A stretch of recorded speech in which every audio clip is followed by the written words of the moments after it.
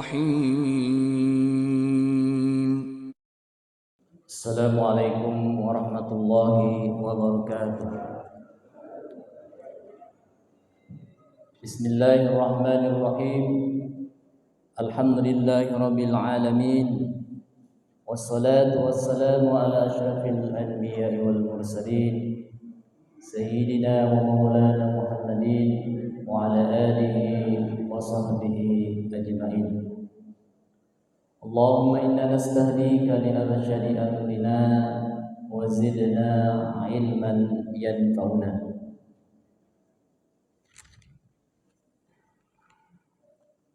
وقد قال الإمام المؤلف رحمه الله تعالى: ونفعنا به وببركة علومه في دارين آمين.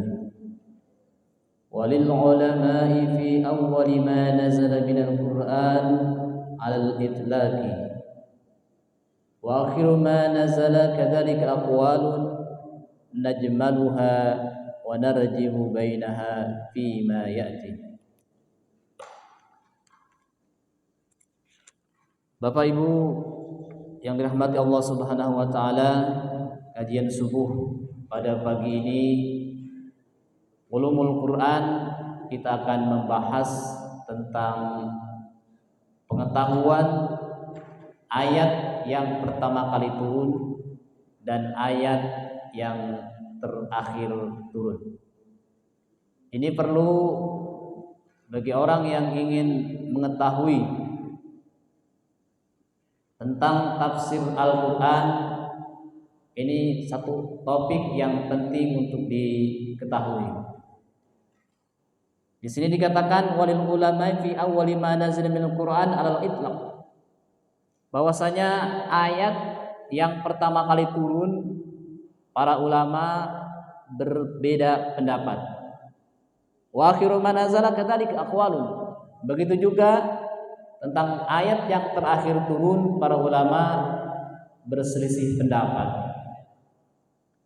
Dulu sudah kita bahas tentang ayat yang pertama kali turun dengan begitu detailnya, hadisnya kita jabarkan kata demi kata supaya kita mantap dulu bahwa ayat yang pertama kali turun secara jumhur ulama, mayoritas pendapat ulama adalah surat Al-Alaq ayat 1 sampai 5. Itu dulu. Dan di sekolah-sekolah kalau pelajaran agama Islam itu memang dijelaskan seperti itu. Tapi karena ini kajian, kita tidak menafikan pendapat yang lain, bahwa ada banyak pendapat terkait tentang awal mula Al-Quran turun, surat apa dan surat apa yang terakhir turun. Itu kajian. Kalau di SD, di SMP mungkin pelajaran itu, saudara, pengetahuan bagi anak-anak, diinformasikan kepada anak-anak bahwa ayat yang pertama kali turun adalah Al-Alaq ayat 1 sampai 5 dan yang terakhir turun adalah surat Al-Maidah ayat 3. Itu yang pernah kita pelajari di bangku-bangku sekolah. Tapi karena ini kajian, kita harus membahas secara detail tentang perselisihan pendapat ulama terkait ayat yang pertama turun dan ayat yang terakhir turun. Di sini dikatakan awwalu ma nazala ashul aqwal anna awwalu ma nazala huwa qaulu ta'ala iqra bismi rabbikal ladzi khalaq khalaqal insana min 'alaq iqra wa rabbukal akram alladzi 'allama bil qalam 'allamal insana ma lam ya'lam. Hadis yang menyatakan tentang awal mula ayat Al-Quran turun surat Al-Alaq ayat 1 sampai 5 itu jelas hadisnya bersumber dari Sayyidah Aisyah. Kemudian Imam Bukhari riwayatkan hadis itu di dalam kitab sahihnya. Jelas itu sudah enggak akan kita bahas lagi karena dulu sudah panjang lebar kita bahasnya. Tapi di sini katakan waqila anna awwala ma nazala huwa qaulu ta'ala ya ayyuhal muddatsir. Waqila, dan dikatakan pula bahwa ayat yang terakhir turun adalah surat Al-Mudatsir.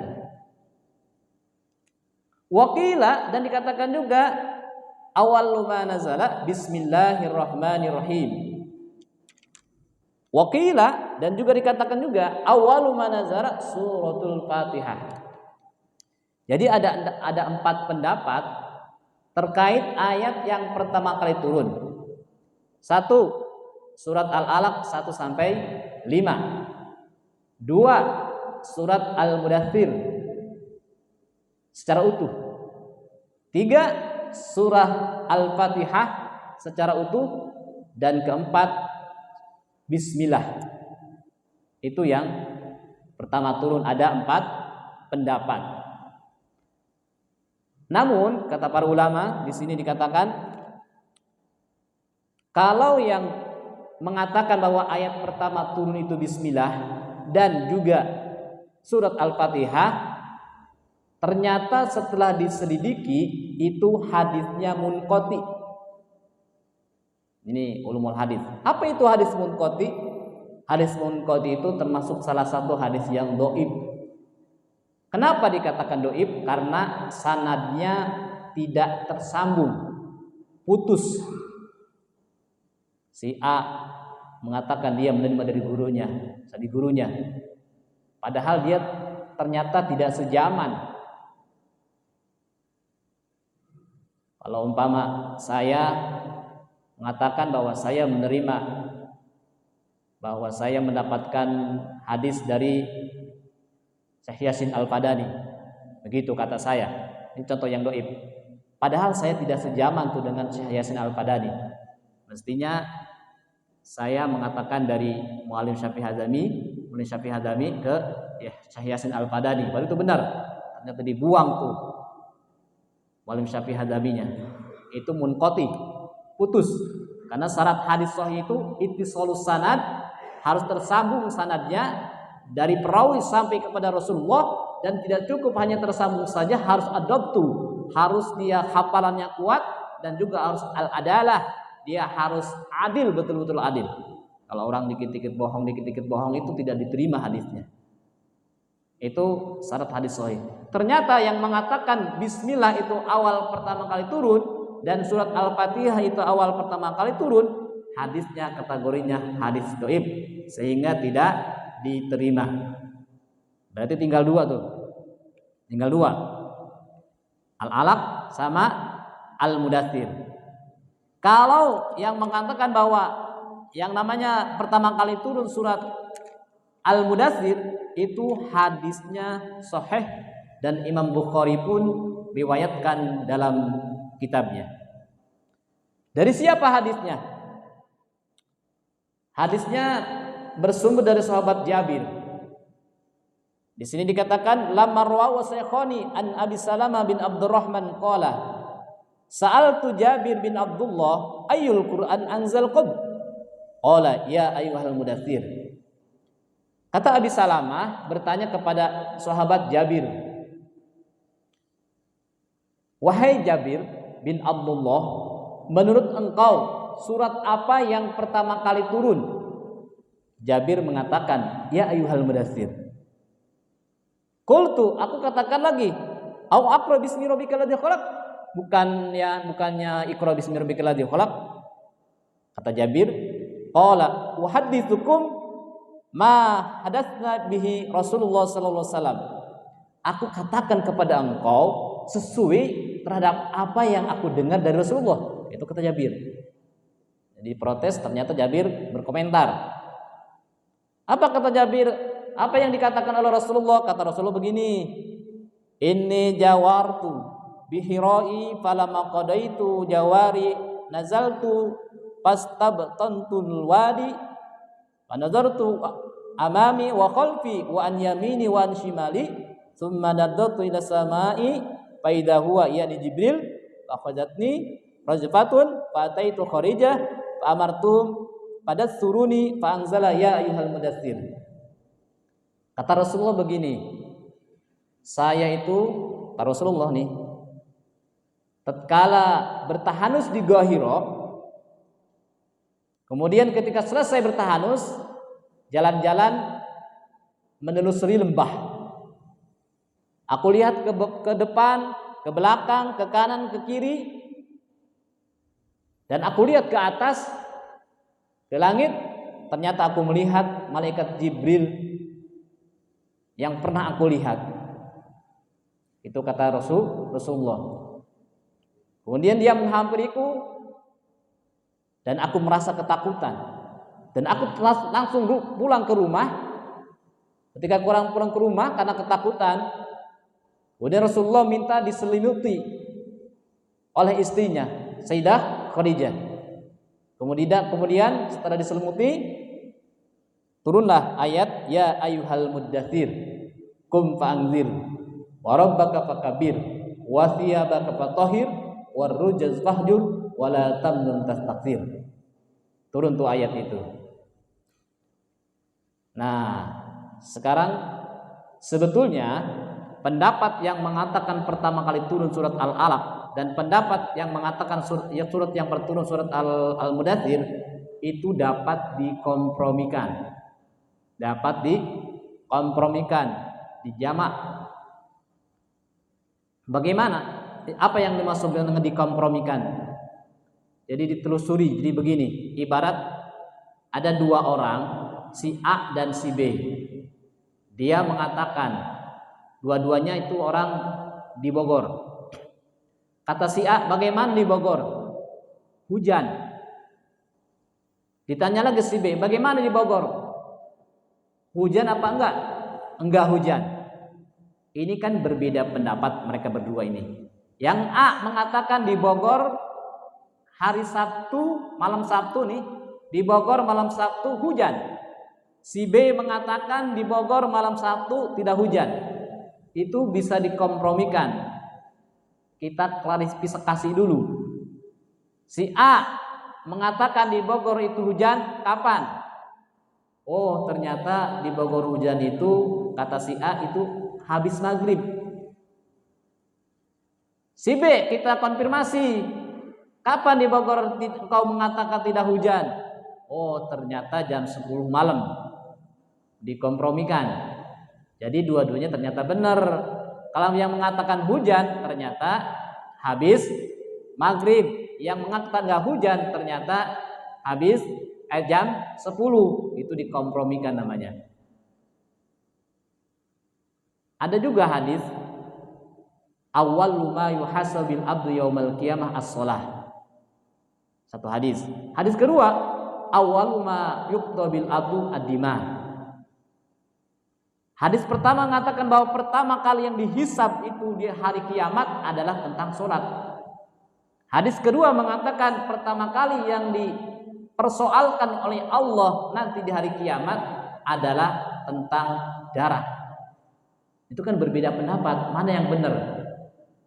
Setelah dikompromikan, ternyata yang dimaksud pertama kali yang dihisab itu sholat, itu perihal tentang hubungan manusia dengan Allah, kewajiban secara individu manusia kepada Allah. Adapun yang pertama dihisab dipersoalkan tentang darah, itu persoalan tentang hubungan manusia dengan sesama manusia. Jadi enggak bertabrakan. Nah, ini sama. Hadis yang mengatakan bahwa surat yang pertama kali turun surat Al-Alaq 1 sampai 5, hadisnya sahih. Riwayat Imam Bukhari.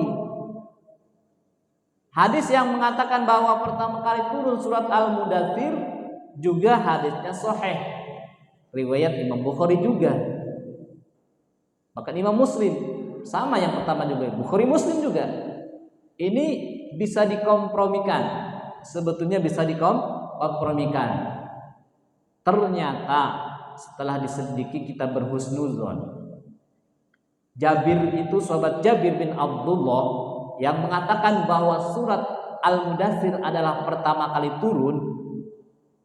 Memang dia ternyata belum mengetahui terkait hadis yang mengatakan bahwa surat Al-Alaq itu turun. Rasul enggak cerita kepada Jabir karena ceritanya kepada Sayyidah Aisyah, istrinya Rasulullah, menceritakan bagaimana Rasulullah mendapatkan pertama kali wahyu.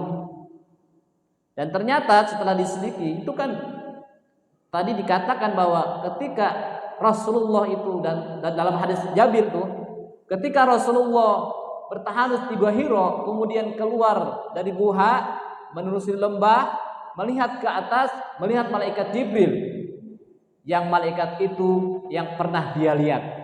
Kapan? Ya ketika Rasulullah mendapatkan surah Al-Alaq.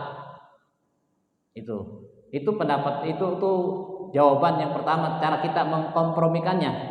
Kita berhusnudzon bahwa Jabir bin Abdullah itu belum mengetahui ayat yang tentang surat Al-Alaq ayat 1 sampai 5. Belum cerita Rasulullah, dan Rasulullah ceritanya tentang Al-Mudaththir itu.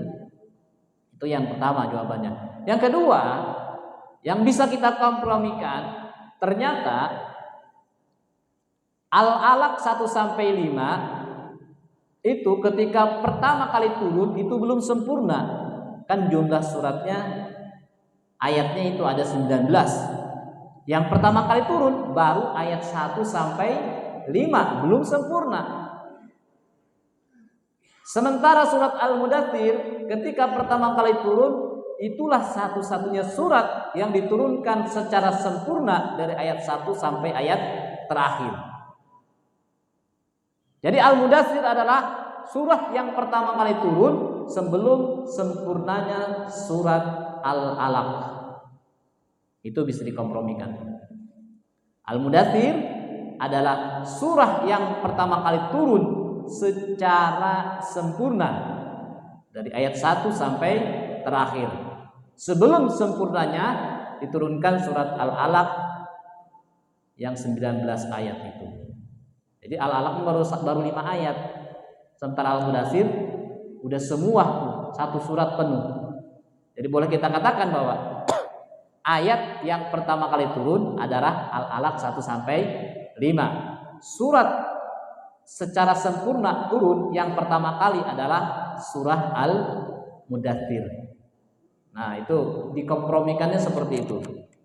Kemudian juga di sini katakan waqila awwalu ma nazala lirisalah ya ayyuhal muddaththir walin nubuwah iqra bismi rabbikal ladzi khalaq. Surat Al-Alaq itu diturunkan untuk risalah kenabian, pelantikan sebagai nabi. Sementara surat Al-Mudaththir, ini pendapat selanjutnya ya, untuk menjawab persoalan perbedaan pendapat tadi. Sementara Al-Mudaththir itu diturunkan untuk risalah kerasulan. Coba kita lihat dari isinya saja kan. Kalau surat Al-Alaq 1 sampai 5, nabi itu enggak disuruh menyampaikan ajaran, hanya suruh membaca. Kemudian para sahabat, orang-orang terdekat, hanya dibutuhkan pengakuan kepada nabi bahwa nabi itu adalah seorang nabi. Kemudian sementara Al-Mudaththir itu risalah kerasulan. Jadi ketika turun Al-Mudaththir itu nabi betul-betul untuk menyampaikan kepada umat. Karena kan perbedaan antara nabi dan rasul, kalau nabi itu seorang anak manusia laki-laki merdeka, kemudian tidak diperintahkan untuk disampaikan, itu nabi. Kalau rasul seorang anak manusia laki-laki merdeka dan diperintahkan mendapatkan wahyu itu untuk disampaikan kepada umat, itu rasul. Jadi di sini kalau Al-Alaq itu risalah kenabian, kalau Al-Mudaththir memang Rasulullah betul-betul diperintahkan oleh Allah untuk berdakwah menyampaikan kepada umat. Coba aja kita lihat isinya tuh. Isinya surat Al-Mudaththir. Waktu itu kan ya ayyuhal mudaththir, wahai orang yang berselimut. Ini panggilan mesra sebetulnya. Rasul lagi ketakutan, diselimuti oleh istrinya. Ini makna secara hakiki. Secara hakiki. Rasul lagi diselimuti oleh istrinya, kemudian turun perintah Allah, suruh bangun, jangan diem baik di rumah. suruh keluar biar kagak mumet. Zaman pandemi kita dikurung terus di rumah. Keluar ke rumah. Al-harokah barokah. Gerak itu membawa berkah. Kalau kita keluar, kita lagi puyeng, lagi mumet, keluar, ketemu sama teman, ngobrol sama teman. Kata teman kita, waduh, saya ini rada-rada sekarang ini bisnis ini. Mana anak mau masuk sekolah lagi, kakaknya mau kuliah, adiknya yang kedua mau masuk SMA, adiknya lagi mau masuk SMP, adiknya lagi mau masuk SMA. Jadi 3 tahun sekali dia anaknya. Puyeng dia, mumet, kata temannya tuh. Kata dia yang baru keluar rumah itu, ternyata yang pusing bukan saya doang. Nah, itu keluar rumah. Jadi di sini Rasulullah SAW diperintahkan oleh Qom, anzir, berdirilah, sampaikan ajaran agama kepada umat. Apa yang harus disampaikan? Di sini jelas sekali ya. Ya ayyuhal mudatsir, qum fa'anzir, wa rabbaka fakabbir, wa thiyabaka fatahhir, war rujza fahjur. Dari 3 ayat ini dapat kita pahami. Rasulullah suruh menyampaikan kepada umat, pertama terkait tentang masalah wa rabbaka fakabbir, tentang mengagungkan Allah. Kalau mengagungkan Allah, di sini ada satu disiplin ilmu yang harus kita pelajari, yaitu disiplin ilmu tauhid,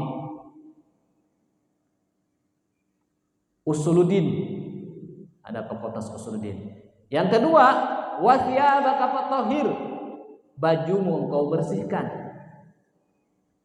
Ini maksudnya, kalau kita kaitkan tentang disiplin ilmu, ini ada namanya ilmu fikih, ilmu tentang bersuci, ilmu tentang sholat, ilmu tentang zakat, haji, ibadah-ibadah mahdoh, ibadah-ibadah yang hubungannya dengan Allah.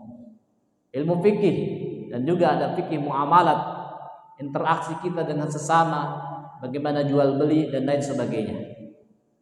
Fikih. Warrujya fahjur.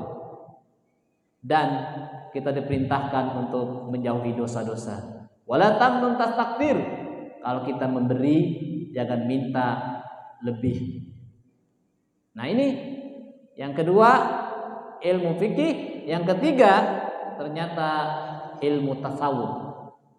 Walaupun istilah-istilah ini zaman Rasul kan belum ada, tapi bisa kita simpulkan Rasulullah diperintahkan oleh Allah untuk keluar rumah, berdakwah, menyampaikan risalah, dan yang terpenting adalah 3 poin penting yang harus disampaikan kepada umat. Pertama, tentang ketuhanan, kedua, tentang ibadah, dan ketiga, tentang akhlakul karimah, akhlak terhadap sesama dan juga terhadap Allah Subhanahu wa taala. Maka ini ilmu pokok namanya. Tastafi, tasawuf, tauhid, dan fikih. Itu 3. Nah, di sini insyaallah ada semua ilmu fikih ini. Makanya kita ngaji ulumul Quran. Ulumul Quran ini termasuk ilmu yang tidak wajib sebetulnya. Tidak wajib, ini wajib bagi mufassir, bagi orang yang ingin menafsirkan Al-Quran. Dianggap mesin ini kan udah lulus fikih ya. Fikih udah lulus, tauhid udah lulus, tasawuf juga udah lulus. Itu mah dari zaman dahulu kan juga Kiai Fahrudin pernah ngajar di sini juga kan ya. Jadi sekarang kita mempelajari ilmu yang bukan pokok gitu. Ulum tafsir itu ilmu yang bukan pokok, yang pokoknya baru hanya 3 yang dijelaskan oleh hadis Jibril itu. Fikih, tauhid, fikih, dan tasawuf, itu pokok, jangan sampai enggak, karena itu langsung ilmu itu bisa dilaksanakan dalam keseharian kita. Kalau ini ulum tafsir, ulumul hadis, dan tafsir itu sendiri itu ilmu cabang, ilmu yang bukan yang wajib, ilmu yang sunnah. Wajibnya wajib kifai. Jadi senegara ini harus ada 1 orang mufassir. Sama dengan ilmu kedokteran, sama dengan ilmu astronomi, sama dengan ilmu ekonomi, itu semuanya ilmu-ilmu yang sunnah untuk kita pelajari. Tapi ya kalau kita pelajari semua ilmu itu enjoy, enak. Nah, itu dari segi isinya, Al-Mudaththir itu ternyata memang betul-betul untuk diperintahkan menyampaikan risalah.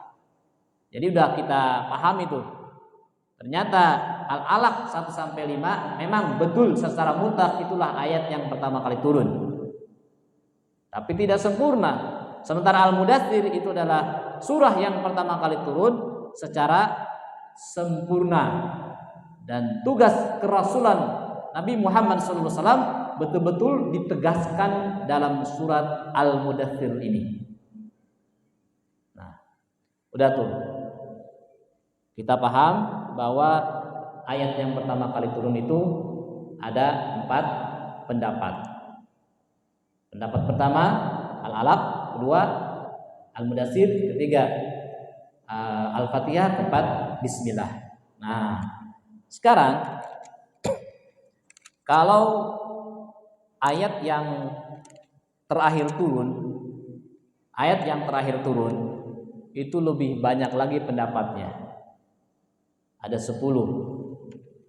Di sini di Manal Qotton disebutkan ada 9. Yang catat di situ ada 10. Ini ragam pendapat yang terakhir turun. Satu itu yang terakhir turun itu surat Al-Baqarah ayat 278. Ini riwayatnya sahih. Imam Bukhari riwayatkan bersumber dari Ibnu Abbas.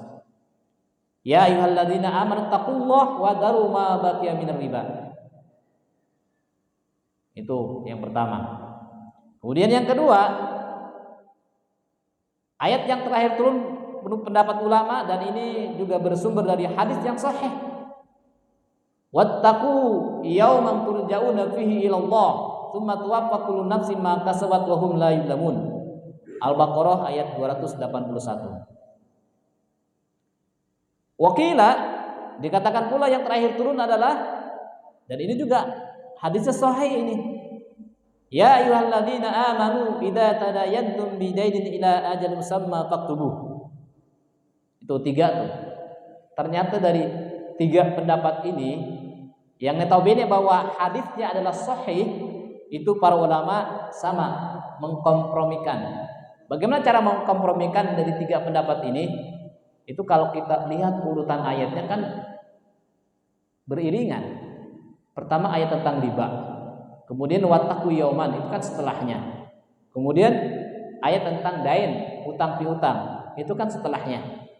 Ya jadi dikompromikan ya mungkin itu sekaligus turunnya ayat 278 sampai 282 sekaligus turunnya. Ayat 282 itu ayat terpanjang se-Al-Quran, 1 halaman itu. Jadi 3 pendapat ini bisa disatukan bahwa yang terakhir turun itu adalah surah Al-Baqarah ayat 278 sampai 282. Ini yang dipilih oleh Kementerian Agama. Kita bisa lihat dalam tafsir Kemenak. Buya Gofar mungkin banyak tahu itu, termasuk tim. Kementerian Agama, tafsir Kemenak itu di aplikasi Al-Quran juga, di HP juga bisa di-download itu. Bisa di-download. Itu memilih bahwa ayat yang terakhir turun itu adalah wattaqu yauman turja'una fihi ila Allah. Karena dari segi maknanya saja bisa kita lihat bahwa ini adalah sebagai ayat penutup. Wattaqu, engkau bertakwalah kepada Allah. Yauman turja'una fihi ila Allah, pada hari engkau akan kembalikan kepada Allah. Tsumma tuwaffa kullu nafsin ma kasabat wa hum la yuzlamun. Kemudian setiap manusia itu akan dibalas sesuai apa yang dia amalkan. Itu dipilih oleh Kementerian Agama bahwa itulah ayat yang terakhir turun. Kenapa dikatakan ayat yang terakhir turun? Karena setelah turun ayat ini Rasulullah tak lama kemudian meninggal dunia. Sementara pendapat-pendapat yang lainnya ada yang mengatakan bahwa air yang terakhir turun itu yastaqunaka fin nisa, yastatuna fil kala, tentang ayat kala lah. Kemudian tentang ayat fastajaba lahum rabbuhum. Kemudian wa may yaqtul mu'minan laqad ja'akum rasulun min anfusikum idza ja'a nasrullahi wal fath al yauma akmaltu. Itu tidak ada keterangan di dalam hadisnya bahwa setelah itu Rasulullah itu wafat. Enggak ada keterangan hadisnya. Sementara ketika menerangkan yang terakhir turun wattaqu yauman turja'una fihi ilallah, itu ada keterangan dari periwayat hadis setelah Rasulullah SAW menerima ayat itu Rasulullah wafat. Bahkan dalam tafsir Kemenang itu disebutkan 42 hari setelah itu Rasulullah wafat. Nah, persoalannya di Indonesia itu sangat populer sekali bahwa ayat yang terakhir turun adalah al-yauma akmaltu lakum dinakum wa atmamtu alaikum nikmati wa raditu lakumul islam dinan. Itu yang terakhir turun. Walaupun Kemenak sendiri kalau kita lihat tafsirnya itu memilih wattaqu yauman, tapi yang disampaikan kepada masyarakat, disampaikan kepada anak-anak sekolah baik SD, SMP, SMA, itu yang terakhir turun adalah surat Al-Maidah ayat 3. Ini kenapa? Nah, pertama, memang ayat al-yauma akmaltu lakum dinakum wa atmamtu alaikum nikmati wa raditu lakumul islam dinan ini turun pada saat Nabi Muhammad SAW haji wada pada tanggal 9 Zulhijjah ketika wukuf di Arafah tahun ke-10 kenabian.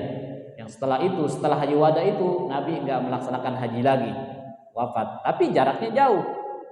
Haji kan bulan Zulhijjah, sementara Nabi Muhammad SAW wafat adalah bulan Rabiul Awal. Jadi masih ada selisih 3 bulan, jauh setelah turunnya ayat ini ke wafatnya Nabi Muhammad. Memang ini dari segi isi juga mencerminkan kesempurnaan agama yang disampaikan kepada Nabi Muhammad SAW.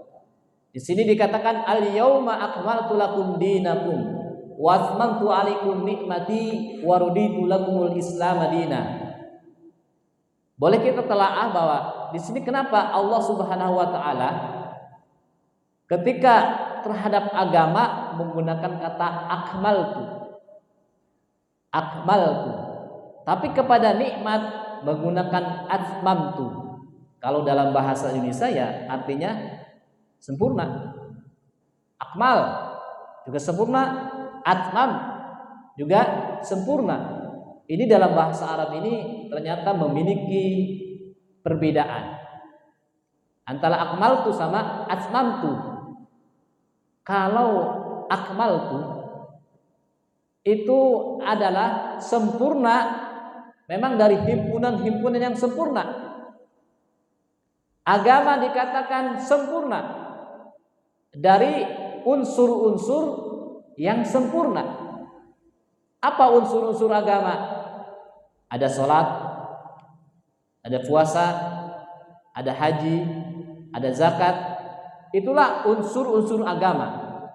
Nah, pada waktu turun ayat ini al-yauma akmaltu lakum dinakum. Akmaltu, aku telah sempurnakan agamamu. Artinya sholat ajarannya sudah diajarkan oleh Rasulullah secara sempurna.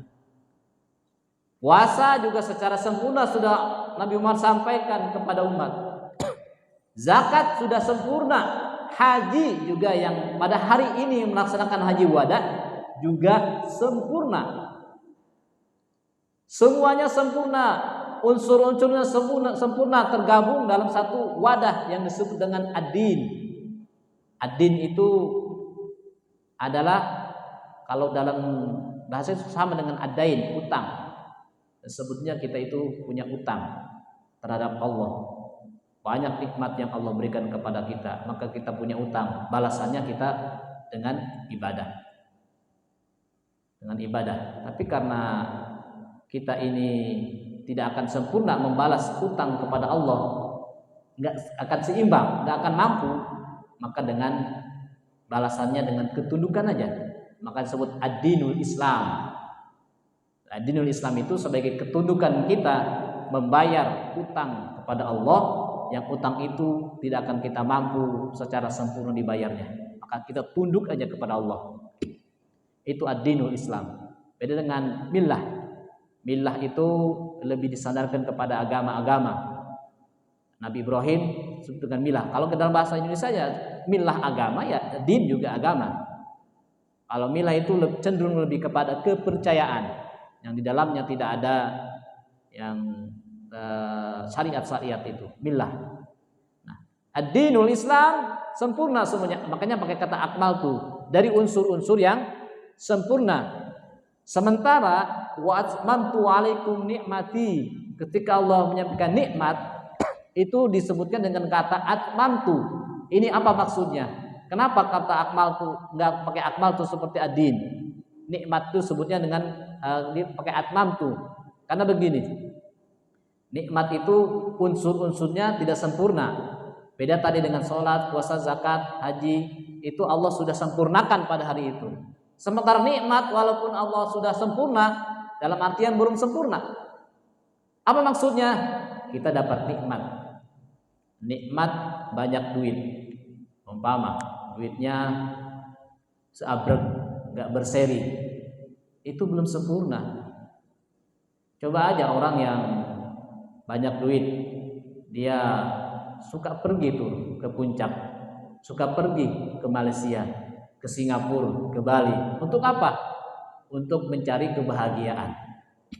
Ternyata belum sempurna berarti kan? Nampaknya kan masih mencari kebahagiaan. Sudah sampai puncak, di sana macet ternyata. Pulang-pulang ke rumah ngegerutu. Nah, itu nikmat itu walaupun udah Allah beri kepada manusia itu sebanyak-banyaknya itu belum sempurna. Belum sempurna, bisa sempurna kalau sudah disempurnakan oleh nilai-nilai agama. Nilai-nilai agama. Kita punya duit banyak, duitnya itu enggak kita hambur-hamburkan ke tempat-tempat hiburan, tapi kita bawa ke masjid, kita sumbangkan. Rasanya nikmat mendapatkan hidayah kita dari Allah Subhanahu wa taala. Dulu waktu kita masih muda, sehat, itu kan nikmat. Tapi itu belum sempurna. Kenapa belum sempurna? Masih jalannya ke tempat-tempat yang maksiat.